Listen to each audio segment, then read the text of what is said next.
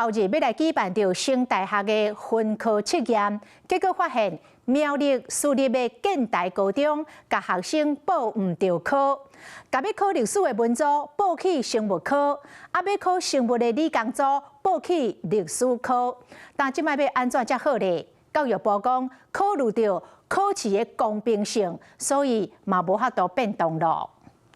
他们原本准备了很久，结果发现没有办法考他们擅长的那一科，每个人都睡不着。读一整个学期，就是为了考那一科，结果他们没有报生物，报历史系。高中本届毕业生拼3档，考大学的上尾机会分科测验就伫咧眼前。不过苗栗县私立建大高中煞报名报到中档起，今年拢总27位学生报考，当中都有23个人出差错。为了交报数学，真侪人历史、新闻嘛拢报到颠倒表。考生的权益受到真大影响，学生伫咧网络顶铺文去讲学校什么爱心，莫甲别人讲。到底问题出伫咧对？报名作业书是完全是上方的责任。对于受到影响的同学，我们觉得非常的抱歉，是把去年的资料先交出来整理好，然后贴到新表单去，所以没有发现新表单的科目顺序跟旧表单的科目顺序是不一样的。不过分科测验就伫咧明仔载11、12号，什么调整无遮尔简单。大学中心伫咧说明过讲，分科测验报名期间有真侪摆检查机会，考生爱家己确认报考的资料无毋对，买签名。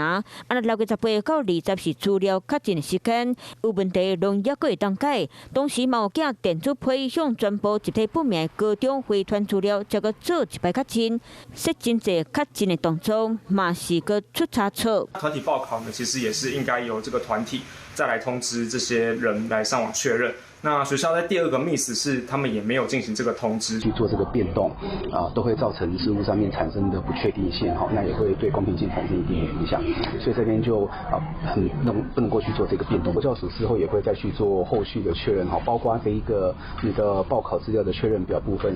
这一边的消息有关着考生的未来，各单位同款无放弃，家长会嘛愿意承担相关费用，希望替考生争取机会。